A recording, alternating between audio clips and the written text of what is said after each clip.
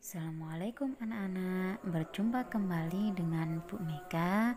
Kali ini kita akan belajar di kelas 4 tentang tema 2 selalu berhemat energi, subtema 1 sumber energi pembelajaran 1. Baik anak-anak, tujuan pembelajaran kali ini adalah siswa diharapkan mampu mengidentifikasi gambar-gambar yang diamati dengan terperinci. Kemudian siswa diharapkan mampu menuliskan gagasan pokok dari teks dengan terperinci. Kemudian dengan melakukan percobaan, siswa mampu menjelaskan manfaat energi matahari dalam kehidupan sehari-hari dengan tepat. Dengan melakukan percobaan juga, siswa mampu menyajikan laporan hasil pengamatan tentang perubahan bentuk energi matahari dalam kehidupan dengan benar. Kemudian, siswa diharapkan mampu mengidentifikasi sumber daya alam dan pemanfaatannya dengan tepat. Dan siswa diharapkan mampu menyajikan hasil identifikasi sumber daya alam dan pemanfaatannya dalam bentuk tulisan dengan benar.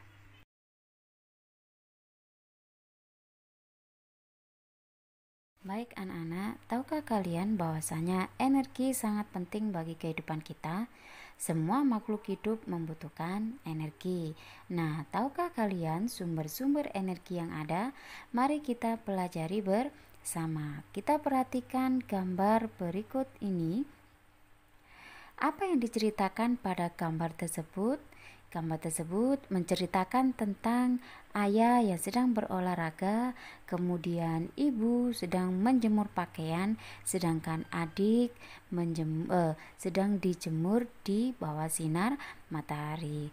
Nah, berdasarkan gambar tersebut, dapatkah anak-anak menyebutkan apa saja manfaat matahari bagi keluarga tersebut? Mengapa demikian? Kemukakan alasanmu ya. Kemudian, apakah kamu dapat menyebutkan contoh kegiatan lain tentang manfaat matahari bagi kehidupan kita sehari-hari?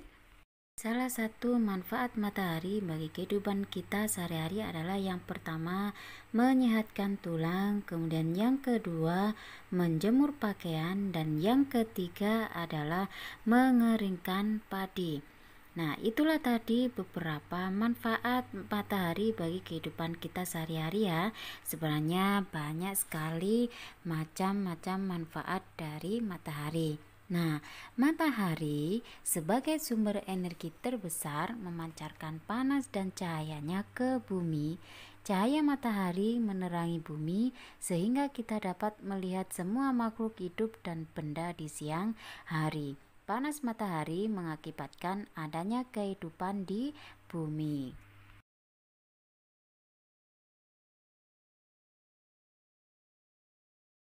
Baik anak-anak, selanjutnya adalah beberapa peran matahari bagi kehidupan di bumi. Anak-anak bisa membaca teks berikut ini dengan seksama, kemudian dan pahami apa saja peran-peran matahari bagi kehidupan di bumi. Silakan dibaca ya anak-anak.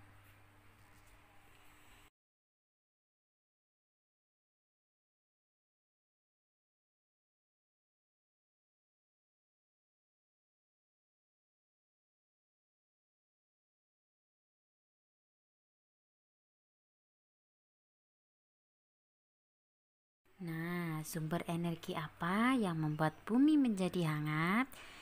Apa? Ayo, tebak ya. Nah, di sini ada Benny yang ingin membuktikan panas bahwa matahari sebagai sumber energi yang penting untuk kelangsungan makhluk hidup. Ayo kita bantu Benny ya untuk membuktikannya. Lakukan percobaan ini di luar kelas. Mari kita lakukan percobaan 1 dan percobaan 2. Anak-anak bisa membaca sendiri antara percobaan 1 dengan percobaan 2 dengan bantuan ayah dan ibu di rumah ya. Silakan diamati dulu percobaannya, kemudian kalian lakukan percobaan tersebut di luar kelas ya.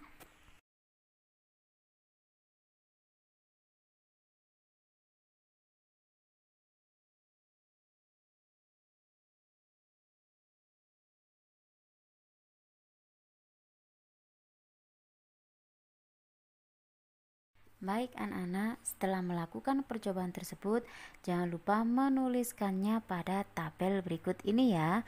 Misalnya percobaan pertama pada sapu tangan 15 menit diletakkan di bawah sinar matahari yaitu masih basah. Kemudian 30 menit sapu tangan mulai sedikit mengering. 60 menit kemudian sapu tangan menjadi kering. Sedangkan untuk percobaan yang kedua pada sapu tangan ketika diletakkan di tempat yang teduh yaitu 15 menit yaitu masih basah. Selanjutnya untuk yang 30 menit dan 60 menit anak-anak bisa mengisi sendiri ya. Anak-anak, dalam percobaan tersebut apakah ada perbedaan antara benda-benda yang dijemur di bawah sinar matahari dan yang diletakkan di tempat teduh? Pasti ada yang berbeda bukan? Benda yang dijemur di bawah sinar matahari akan cepat kering, sedangkan benda yang diletakkan di tempat teduh keringnya akan membutuhkan waktu yang lama. Baik anak-anak, setelah itu anak-anak buat laporan kegiatan percobaannya. Nama percobaannya adalah perubahan energi. Kemudian tujuan percobaannya adalah mengetahui perubahan yang dihasilkan oleh energi. Kemudian alat-alatnya tadi apa saja? Ada tisu, kemudian ada lembar kertas, ada juga sapu tangan. Kemudian langkah-langkah kerjanya juga anak-anak tuliskan ya. Setelah menuliskan langkah-langkah kerja, anak-anak menuliskan kesimpulan dari kegiatan percobaan 1 dan 2 tadi ya.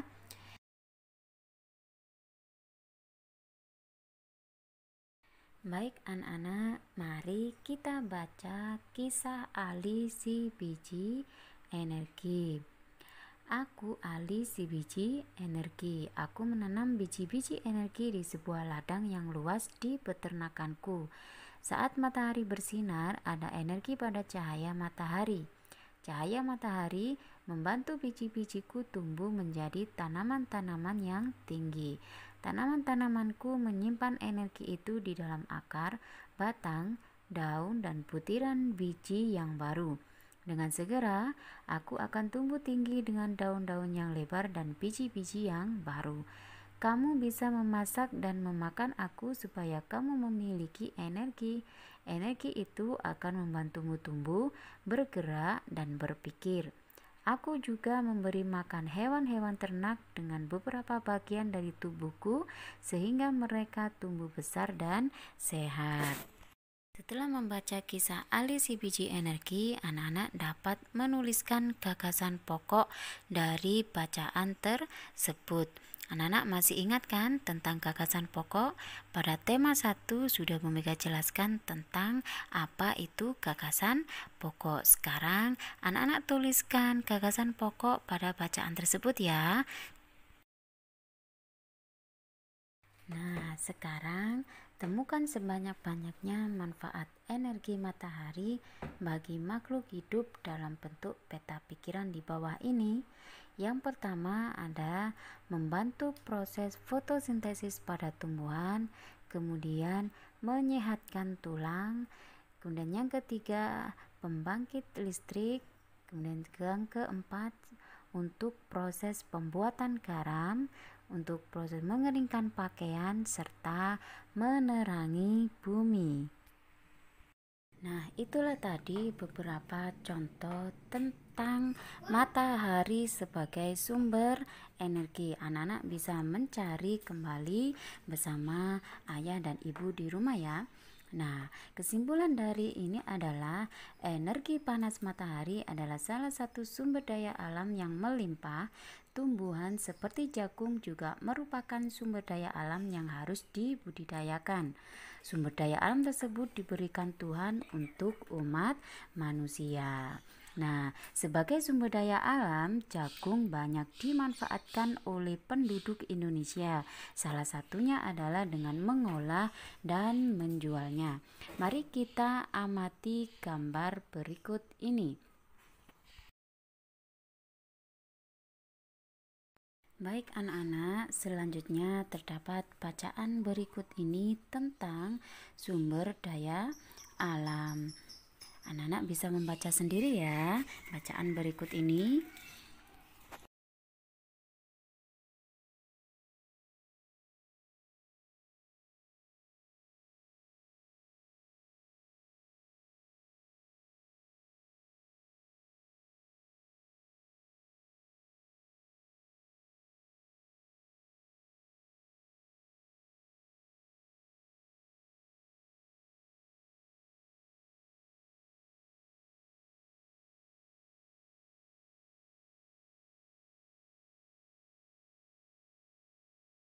Dari bacaan tersebut dapat kita simpulkan bahwasanya sumber daya alam adalah segala sesuatu yang berasal dari alam yang dapat digunakan untuk memenuhi kebutuhan hidup manusia.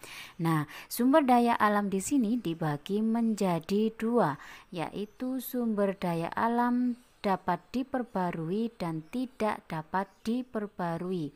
Sumber daya alam dapat diperbarui adalah sumber daya alam yang jika habis dapat dibudidayakan kembali. Sedangkan sumber daya alam tidak dapat diperbarui adalah sumber daya alam yang jumlahnya terbatas jika habis proses pembuatan kembali memerlukan waktu yang lama atau berjuta-juta tahun lamanya. Contoh dari sumber daya alam dapat diperbarui adalah hewan, tumbuhan, dan sinar matahari. Sedangkan contoh dari sumber daya alam tidak dapat diperbarui adalah minyak bumi, emas, besi, dan berbagai tambang. Baik anak-anak, sekarang coba berikanlah contoh kegiatan ekonomi yang memanfaatkan kedua jenis sumber daya alam tersebut. Misalnya, contoh kegiatan ekonomi yang memanfaatkan sumber daya alam dapat diperbarui adalah kegiatan pertanian dan perkebunan. Kemudian contoh kegiatan ekonomi yang memanfaatkan sumber daya alam tidak dapat diperbarui adalah kegiatan penambangan batu bara. Anak-anak bisa menyebutkan contoh yang lainnya dengan minta bantuan ayah dan ibu ya. Baik anak-anak, mari kita simpulkan bersama tentang pembelajaran kali ini, yaitu mengidentifikasi berbagai sumber energi, perubahan bentuk energi, dan sumber energi alternatif dalam kehidupan sehari-hari. Kita juga sudah belajar mencermati keterhubungan antar gagasan yang didapat dari teks lisan, tulis, ataupun visual.